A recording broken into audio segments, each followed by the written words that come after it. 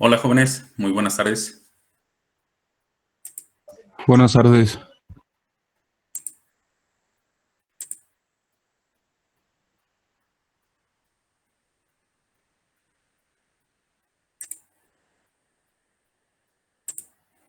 Bueno, pues vamos a iniciar con nuestra clase del día de hoy.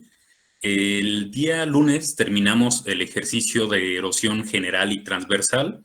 Ya revisamos todas las posibilidades: agua clara, mezcla agua-sedimentos, suelos cohesivos, suelos no cohesivos. Todo eso lo hicimos para suelos homogéneos y al final explicamos qué pasaría si si tuviéramos un suelo heterogéneo.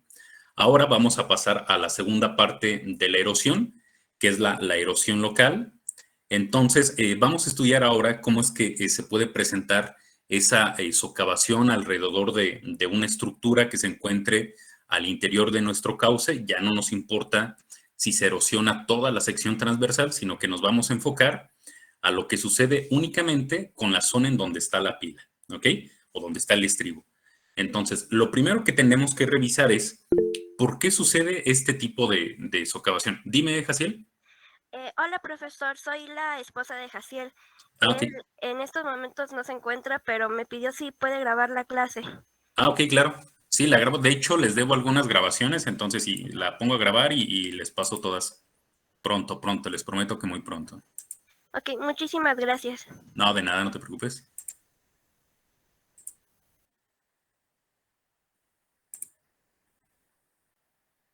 Ok, perfecto. Entonces les decía, vamos a intentar entender primeramente el proceso o el fenómeno físico como tal, qué es lo que sucede, qué es lo que provoca la erosión cuando tenemos un elemento dentro de nuestro cauce, y ya después veremos los distintos métodos que tenemos para poder calcularlo. Dice que mientras que las bases para el diseño estructural de un puente, es decir, la cuestión de cómo vamos a armar el puente, qué tipo de concreto, cuánto acero, qué tipo de acero y demás, todo eso está muy bien establecido. Sin embargo, no existe una teoría unificada que capacite al ingeniero hidráulico, es decir, no, que nos capacite a nosotros, para poder estudiar con suma certeza la profundidad de socavación en una pila o en un estribo.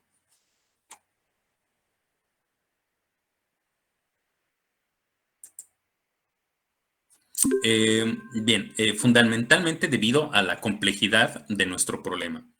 Los colapsos de puentes provocados por socavaciones excesivas ocurren durante los flujos no estacionarios de las avenidas, como lo veíamos al principio del semestre en ese video que veíamos de Mazatlán.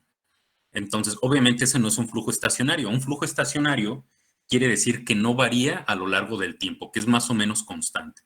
Entonces, estas socavaciones excesivas se presentan cuando el flujo no es estacionario, es decir, mientras está lloviendo muy fuerte o justo cuando termina de llover, que ya llega la avenida hasta el punto de interés. Ahí es donde vamos a tener los problemas, ¿ok? Los mecanismos responsables de la socavación en las pilas y en los estribos son los vórtices que se forman en la base de estos elementos, ¿sí? Nosotros tenemos aquí un esquema que intenta explicarlo de forma bastante clara.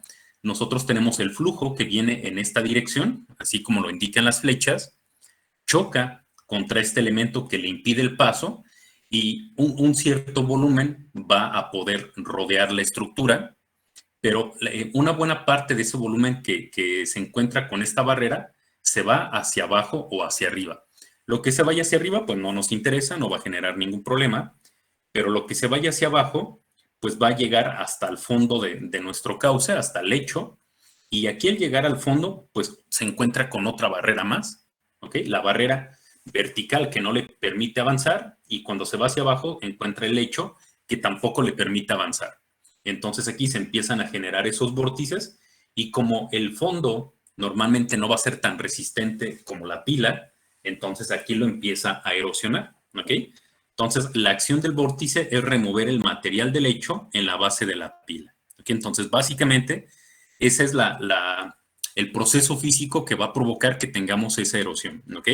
Que nosotros le estamos poniendo una barrera al agua, el agua busca por dónde avanzar, llega hasta el fondo está ligeramente más suave, o bueno, en algunos casos mucho más suave que la pila, entonces empieza a erosionar para generar esos vórtices y seguir o encontrar su camino hacia adelante. ¿Ok?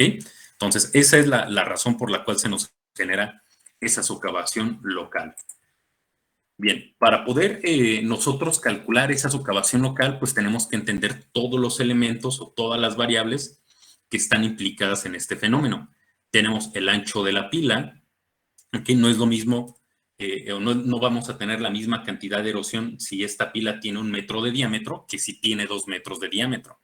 ¿Okay? Va a ser mayor el obstáculo, estamos reduciendo más el ancho específico, por lo tanto, estaremos reduciendo más la velocidad, perdón, el área hidráulica, y la velocidad se va a incrementar para que pueda pasar el mismo caudal.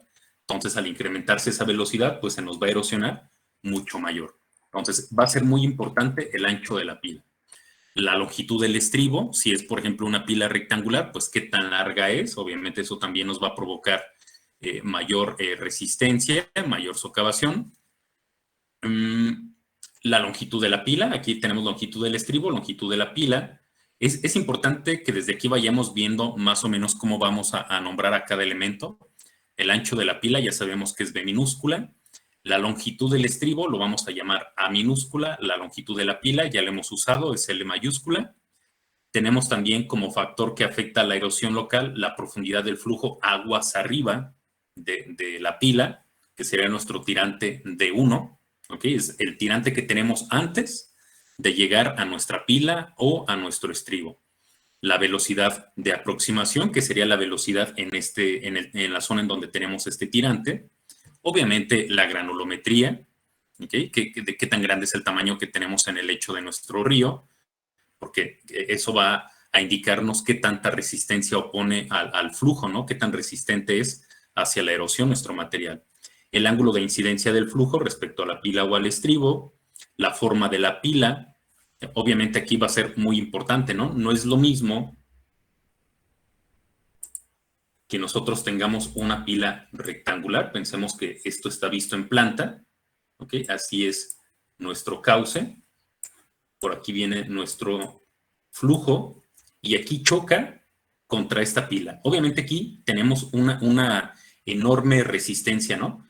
Pero imagínense que tenemos aquí otra pila de las mismas dimensiones, igualita, pero al final le ponemos una punta así. ¿Ok? Todo esto es del mismo material, todo esto es de concreto. ¿Ok? Entonces, ¿en cuál tendríamos mayor resistencia? ¿O en cuál vamos a generar una mayor socavación? ¿En la de arriba o en la de abajo?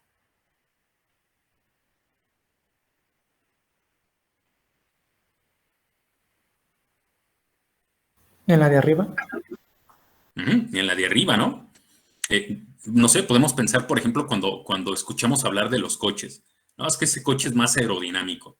Más aerodinámico simplemente quiere decir que es más puntiagudo, que las formas son un poco más redondas, ¿ok? Para que no tenga tanta área de impacto con respecto al aire. Por eso es aerodinámico. Entonces, esto sería un elemento más hidrodinámico, porque el flujo va a chocar aquí, pero rápidamente sigue su camino.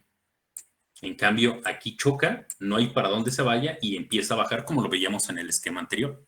Entonces, la forma de la nariz es esta punta, se llama nariz. Entonces, la nariz del estribo también es un elemento muy importante a considerar. Y obviamente, en general, toda la configuración del fondo, ¿no?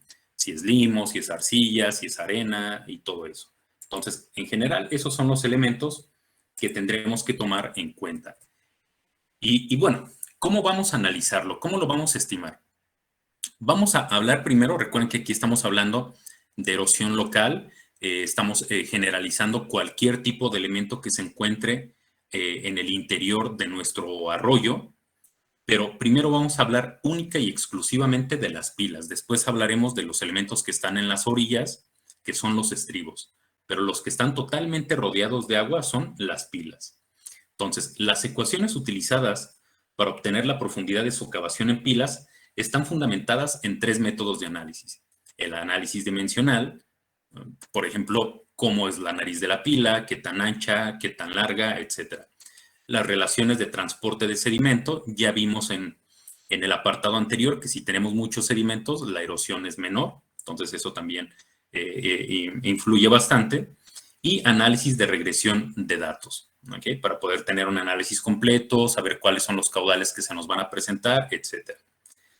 Algunas de las ecuaciones basadas en estos tres puntos que acabamos de mencionar son las debidas a Simons y Centurk, Lawson, Shen, Richardson, la Universidad Estatal de Colorado, Mas Álvarez y Sánchez Vibriesca, entre otras. Entonces, hay muchas ecuaciones para calcular lo mismo. Las vamos a ver, las vamos a analizar y veremos que son sumamente distintas entre sí. Por lo tanto, los resultados también pueden ser muy diferentes. Entonces, de ahí hay que tener ya un poco de criterio para saber qué podemos utilizar en cada caso. ¿Ok? O si hubiera un método que si tenemos todos los datos, pues más vale utilizar ese que los demás. ¿Ok? Entonces, bueno, ya lo analizaremos poco a poco. Empezamos con el primer método de estos. El primer método es el establecido por la Universidad Estatal de Colorado, se llama Colorado State University, así se llama el método tal cual. Se debe a Richardson y otros, establecida en 1975. Y la ecuación, que espero que la noten, aquí lo que quiero que noten es erosión local y entre paréntesis pilas o erosión en pilas. ¿Ok? Entonces, erosión en pilas, la primera ecuación o el primer método, Colorado State University, y anotamos la ecuación. ¿Ok? Esta ecuación dice que tenemos una relación entre la profundidad de socavación, que ya vimos cómo se calculaba en socavación general y transversal, entre la profundidad aguas arriba, ¿ok? Ya lo veíamos en la diapositiva anterior. Esta D1 es el tirante que tengamos un poco antes de llegar a la zona en donde va a estar nuestra pila. Y esta relación de los dos tirantes va a ser igual a 2 veces el producto de K1, K2 y este paréntesis que tenemos aquí, que es B, el ancho de la pila que estamos analizando, entre otra vez el tirante aguas arriba de la pila, elevado a la 0.65 y después también multiplicado por el número de Froude que está asociado al diámetro, perdón, al tirante aguas arriba de la pila, ¿ok? Entonces, con este tirante o con los datos de esta sección transversal tendremos que calcular nuestro Froude para colocarlo aquí. El ancho de nuestra pila va a ser muy fácil, eso ya sería un dato. El tirante aguas arriba, pues también es un dato. Y lo que no sabemos qué es va a ser K1 y K2.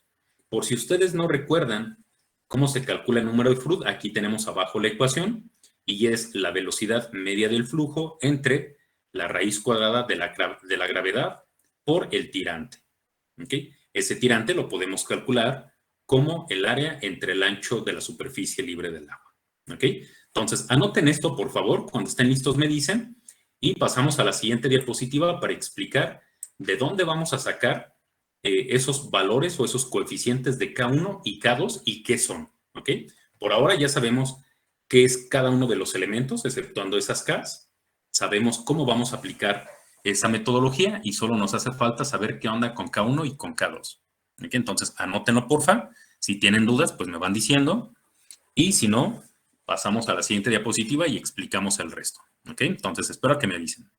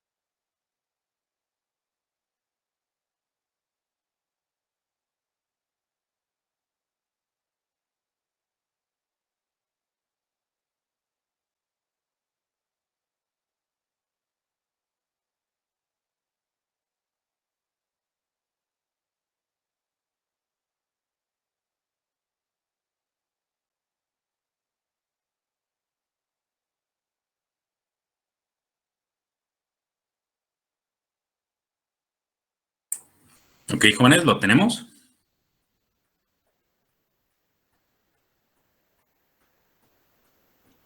Ingeniero, listo. Ok, perfectísimo. Sale, pues entonces vamos a averiguar qué son esas cosas de K1 y K2 y cómo las vamos a obtener. Bien, esos valores de K1 y K2 son unas simples constantes muy sencillas que son coeficientes de corrección, ¿ok? Entonces nos permiten corregir la erosión por dos cosas. Una, por la forma de la nariz de la pila, que ya lo explicábamos hace rato, la forma que tiene la pila en la zona en donde el agua hace contacto con ella. Y la otra acá, eso sería K1, este es nuestro factor de corrección K1 por la forma de la pila.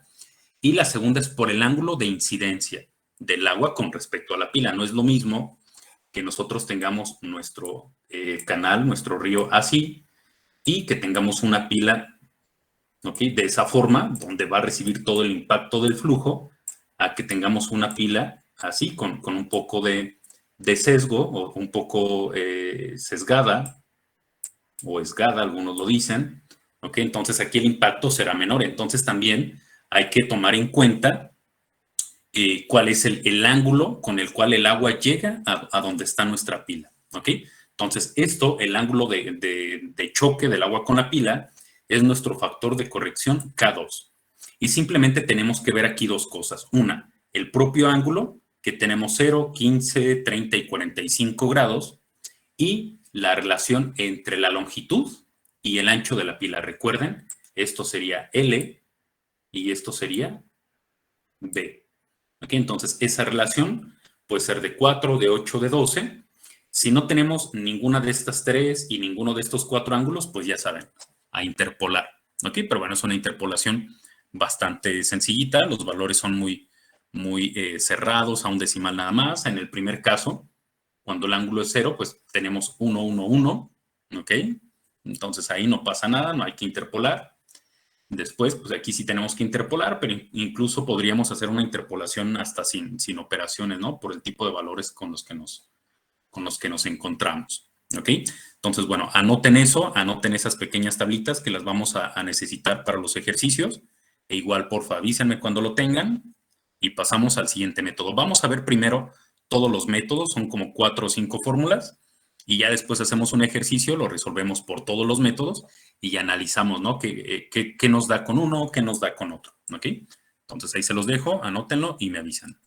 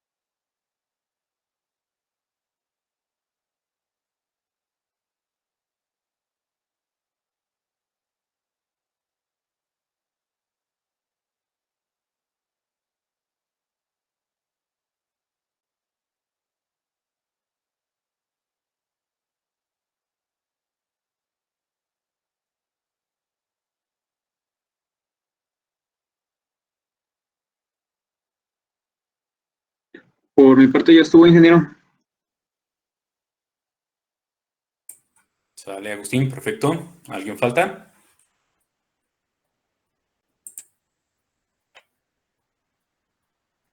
Nadie, ok, bueno, pues avancemos. Pasemos al segundo método. Ok, vamos a ponerle aquí un 2. Este es nuestro segundo método y es el método de Neil, establecido en 1969 y aprovechó trabajos previos de otro investigador que se apellida Laursen y propuso la siguiente expresión. Si vemos esta expresión así sin analizarla a fondo ni mucho menos, pues ya nos damos cuenta de la simplicidad, ¿no? Es demasiado básica a comparación del método de Colorado State University. Esta es mucho, mucho más reducida, toma mucho menos parámetros y ya sabemos, ¿no? Desde el capítulo anterior, cuando estuvimos analizando al final qué método tomaba más variables y que podía tener un resultado un poco más confiable en la resistencia al flujo, pues en todos los casos va a pasar igual. Mientras más variables estemos tomando, obviamente tendríamos, en teoría, un poco más de certeza en el resultado. Entonces, este es un poco más básico. No con ello quiero decirles que es malo, no tampoco. Pero aquí toma en cuenta nada más. Bueno, esta es nuestra incógnita, ¿no? Ya lo saben, lo que estamos buscando es la profundidad de socavación. Y las variables que toma en cuenta es el ancho de la pila, aquí de nuevo, y el tirante aguas arriba de la pila. Y ya está. Aquí no hay constantes de forma, lo cual sabemos que podría ser un error no considerar la forma de la nariz, ¿ok? Tampoco toma en cuenta el número de Froude, entonces tampoco está de forma directa condicionado a la velocidad, como en el caso de Colorado State.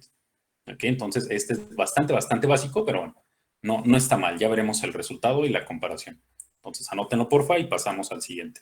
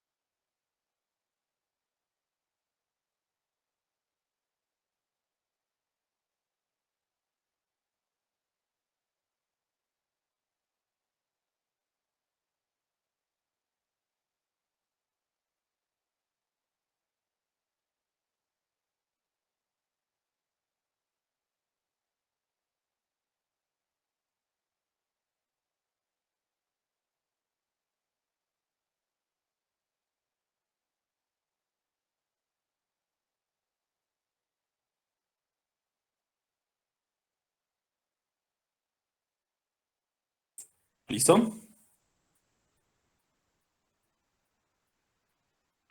Un momento, ingeniero, por favor. Ok.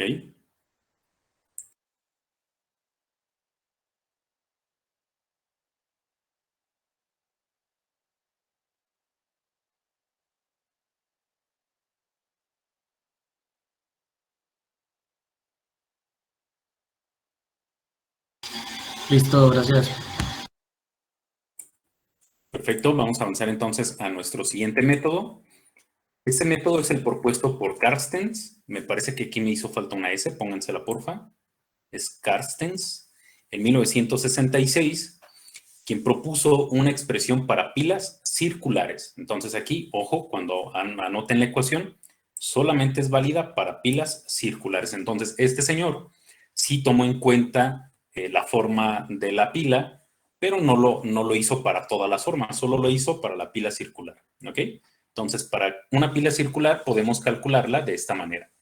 Entonces, tenemos que utiliza, bueno, nuestra incógnita y utiliza solo una variable, en teoría, y esa variable es NS. NS es el número de sedimento y se calcula de la siguiente forma. Primero tenemos la velocidad, tenemos la gravedad, tenemos el diámetro del sedimento representativo de esa zona donde está la pila, y esta cosita de aquí, que ya sabemos cómo se llama, ¿no? Nuestro delta. ¿Ok? Peso específico del material menos el del agua, y entre el agua ya sabemos que todo eso es delta. ¿Ok? O también dijimos que podría ser el peso específico del material, pero con una prima. Peso específico del material sumergido. ¿Ok? Bueno, peso específico relativo del material sumergido. ¿Sale? Entonces, eso es lo que toma en cuenta Carstens. ¿De acuerdo? Toma en cuenta la velocidad, los pesos específicos, la gravedad y el diámetro de la partícula. Y la forma al especificar que su ecuación es únicamente válida para ecuaciones circulares. ¿Ok? Entonces, anótenlo también, por favor. Y ya casi terminamos con tanta ecuación.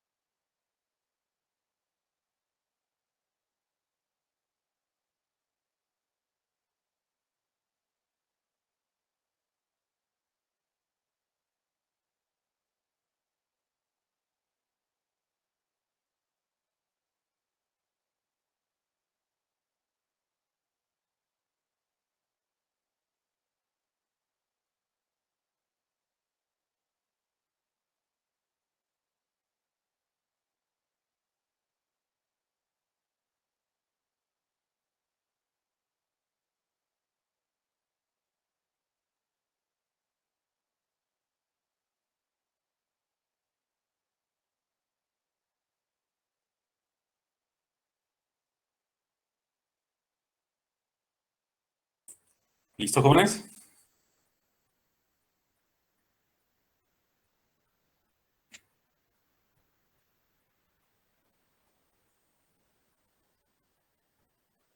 Listo.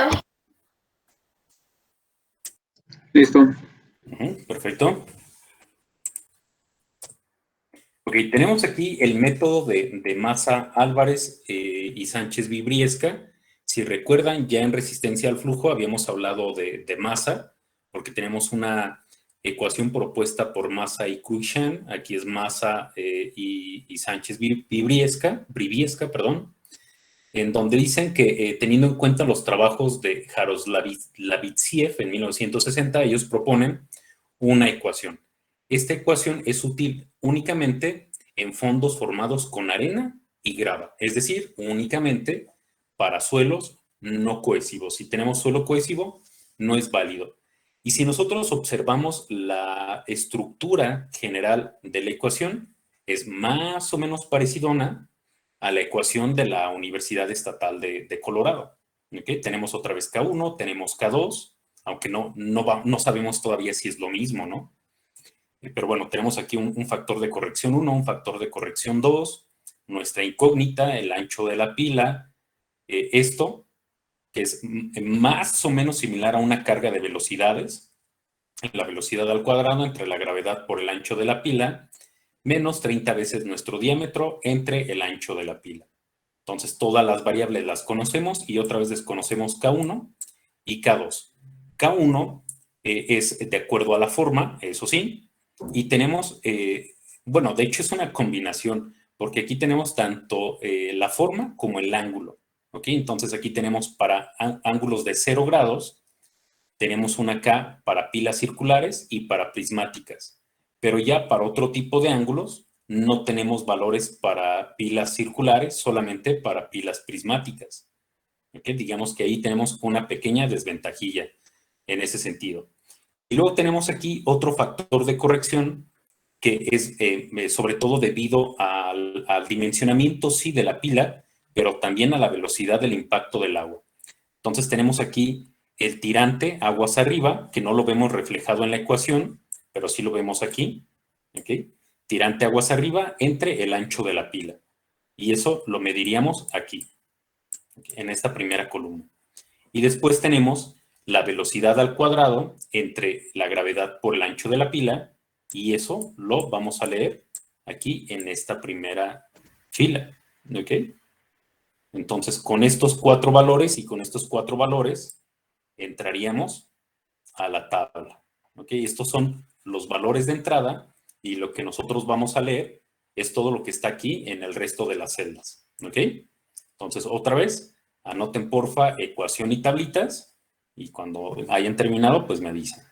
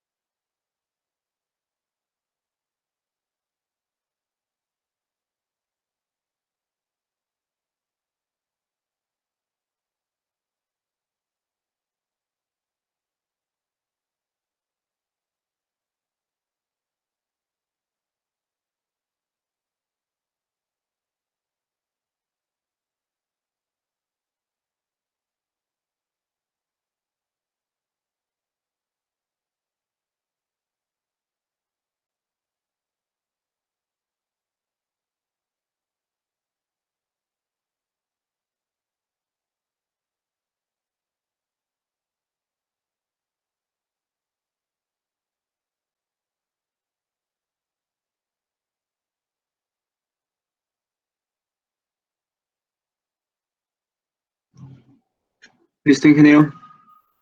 Ok, Agustín. Nos esperamos unos segunditos más para que termine el resto. Mientras tanto, vamos hablando del pequeño problemilla, entre comillas, que les decía hace un momento, del factor de corrección K1 para ángulos diferentes de 0 cuando tengamos una pila circular. ¿Qué valor se les ocurre que podríamos tomar? O de plano, si el ángulo es diferente de 0, ya no podemos utilizar la ecuación de Álvarez y Briviesca.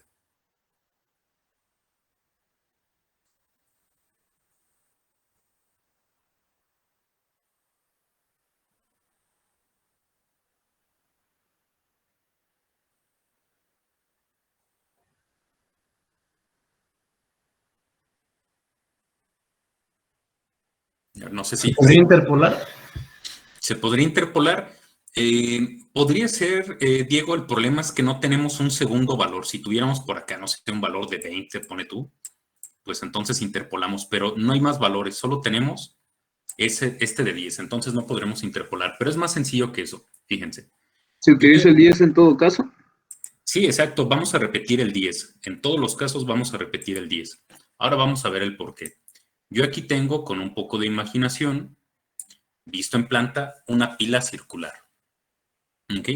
Luego voy a dibujar las márgenes de mi cauce.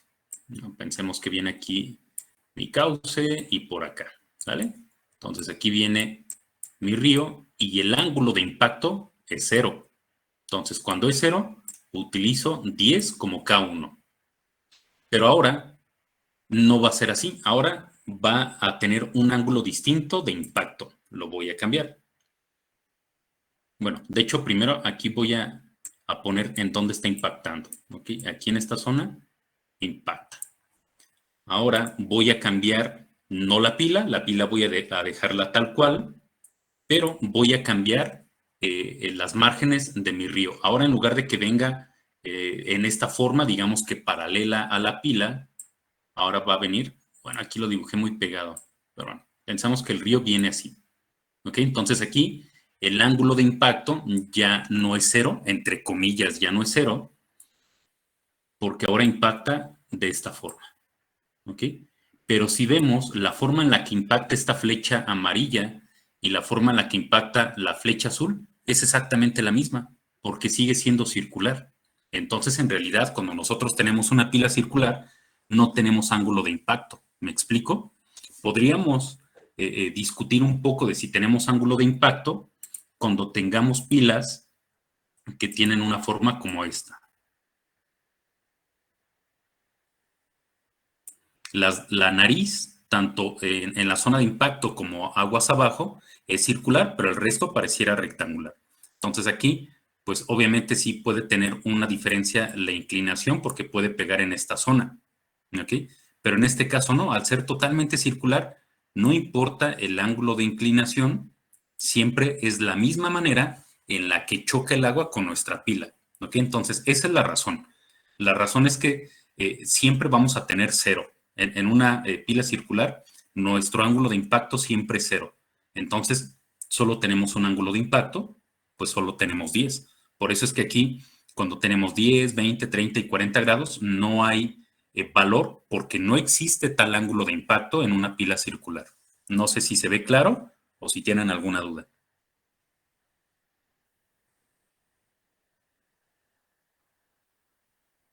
Todo claro, ingeniero. Ok, excelente, pues avancemos entonces. Vamos a ver ahora, creo que es la última ya de las que están un poquito más elaboradas, entre comillas, ya vimos que son simples en realidad. Sí, dime, María Guadalupe. En los casos que son prismáticos y tenemos ángulos diferentes, ahí sí se interpolaría. Sí, exacto. Sí, imagínate que tengas un ángulo de 5. Pues entonces, si tienes un ángulo de 5, el valor sería 8.6. Ok, interpolamos aquí en esta zona, ¿no? Y si tenemos de 15, pues sí, aquí. Y si no es ni 5 ni 15, pues interpolamos, ¿no? Si tenemos 6, 7, 12, 18, sí, interpolamos aquí entre estos valores, definitivamente. Gracias. De nada. Bueno, entonces les decía, pasamos al método de Froelich en 1988, relativamente hace nada. Yo les decía ya a ustedes, me parece, en las primeras clases, que cuando vemos, a mí me gusta mucho ver las metodologías con una fecha de ver cuándo se plantearon, porque normalmente estamos acostumbrados a que casi todas las metodologías son súper antiguas. Y en hidrología fluvial o en general en hidrología, vemos que todo es muy actual. O sea, aquí estamos hablando de 33 años de la propuesta de esta ecuación. 33 años no es nada. Piensen ustedes que los puentes existen desde los romanos, desde hace más de 2000 años, 2700 años más o menos. Desde entonces ya hay puentes, desde entonces ya hay erosión local, y sin embargo estas metodologías para establecer cuánto se erosiona de forma ya empírica, no solamente con la observación como se hacía antes, pues es relativamente joven, ¿no? Toda esta teoría. Pero bueno, dejando de lado la historia, este señor Froelich decía que esa profundidad de socavación la encontramos como 0.32 K1. Aquí solo tenemos un factor de corrección.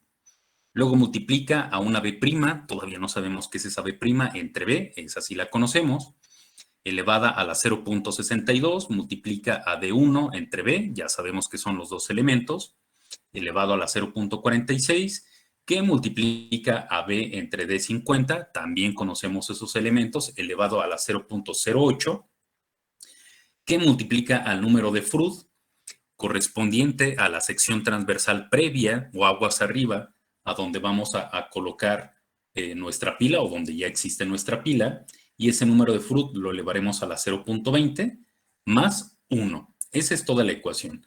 De esa ecuación, lo único que no sabemos qué es nuestro K1 y nuestra B'. Es lo único que no hemos utilizado hasta el momento. El K1 dice que es el coeficiente de forma que se debe obtener por la tabla que ustedes ya notaron, establecida en el método de la Universidad Estatal de Colorado. ¿Ok? Entonces, este K1 es el mismo K1 del Colorado State University. Luego, la B' es el ancho de la pila proyectada normal al flujo. ¿Ok? ¿Qué es eso de normal? Pues algo normal es algo transversal. ¿Sí? Entonces, para proyectarlo transversal, si es que tuviera algún ángulo de inclinación o desviaje, se calcula de esta manera.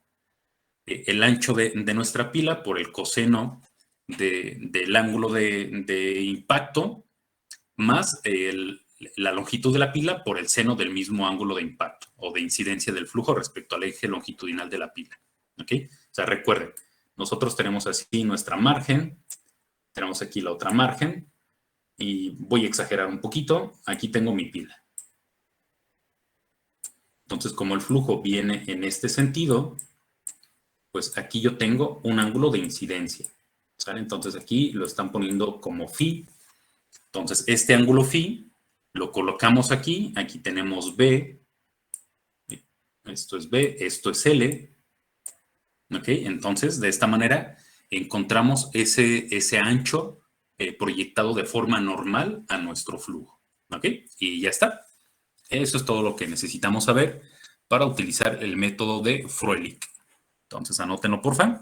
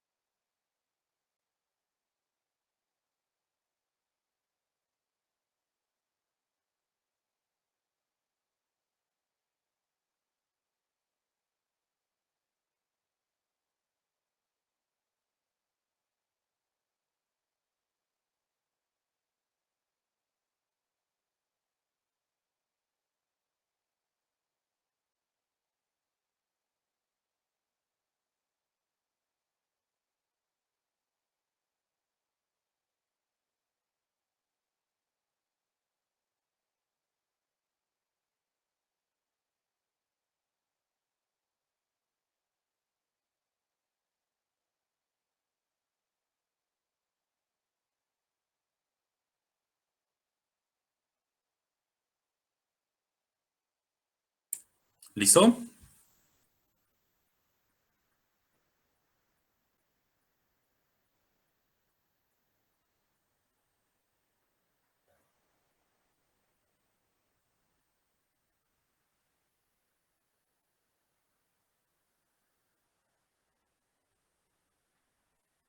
Jóvenes, ¿avanzamos o no avanzamos? Listo, ingeniero. Bueno, por mi parte, sí. Sale, Agustín. Listo. Ok. Bien. Vamos entonces a continuar. Tenemos estas últimas dos. Ahora sí, ya les prometo que con estas terminamos. Estas ya son muy básicas. Las otras eran como las que tenían un poquito más de variables. Aquí, como podemos ver, es sumamente sencillo. ¿Ok? Entonces, estas, desde mi punto de vista, nos pueden servir únicamente como una primera inspección, ¿ok? Como un valor así rápido. A lo mejor voy a campo, no me voy a acordar de todos los métodos y todas las tablas y demás, ¿no? Pero esto sí me lo puedo aprender. Entonces voy a campo y digo, pues mira, más o menos se te va a socavar tanto, punto, ¿ok? Entonces, Browser dice que la socavación va a ser 1.5 veces el ancho de la pila. Eso está súper fácil, ¿no? Sabemos que le va a fallar por un montón, porque no toma en cuenta absolutamente nada más que el ancho de la pila, pero bueno, una idea nos podemos dar. Después, Larras dice que es igual a 1.42 veces K por el ancho de la pila a la 0.75. Entonces aquí la única variable que no conocemos es K y en este caso también es un coeficiente de corrección que va a valer 1 para pilas circulares y 1.4 para pilas rectangulares. Y ya está. ¿Ok? Entonces son métodos sumamente sencillos, pero nos sirven solamente para dar un vistazo así muy, muy rápido. ¿Ok? Para tener más o menos una idea de por dónde anda la cosa, pero definitivamente con esto no podemos hacer un cálculo ya así a conciencia. ¿Ok? Es válido que me digan, yo escogí uno de los otros métodos, ya me explicarían el por qué, pero si me dicen escogí Browser o Larras, no, eso no. Esto nos sirve solo como una primera inspección. ¿Ok? Y bueno, lo anotan y se pueden retirar, pero antes de que se me vayan, solo quiero dejarles una pregunta que me tendrán que contestar mañana. Nosotros hemos hablado de la forma de las pilas en planta. ¿Ok? Esto es planta. Y nosotros decimos que las pilas pueden ser circulares o pueden ser rectangulares o pueden ser prismáticas, básicamente. Pero la pregunta que les quiero hacer es cómo sería si en lugar de planta lo vemos en un corte.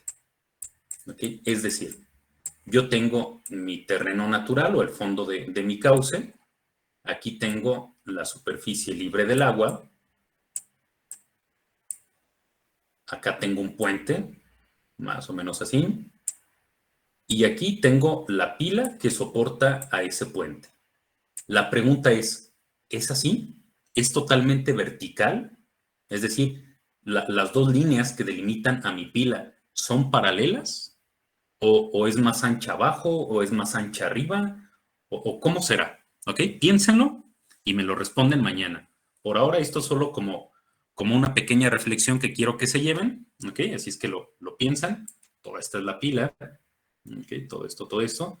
Y mañana me dicen cómo se les ocurre que podrá ser la forma y el por qué, y me hablan acerca de algún ejemplo, ¿sale?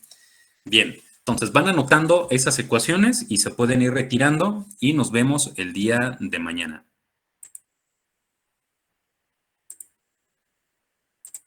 Disculpa, doctor. Sí, dime, Patricia. Es que entré un poquito tarde debido a que tenía problemas de internet y no sé si alcancé el pase de lista. Ok, Patricia, lo checo y si no apareciste en la primera, porque recuerda que tomo 2 veces, Sí. pero si no apareces en la primera, te lo tomo en cuenta. Está bien, gracias. A ti, Patricia.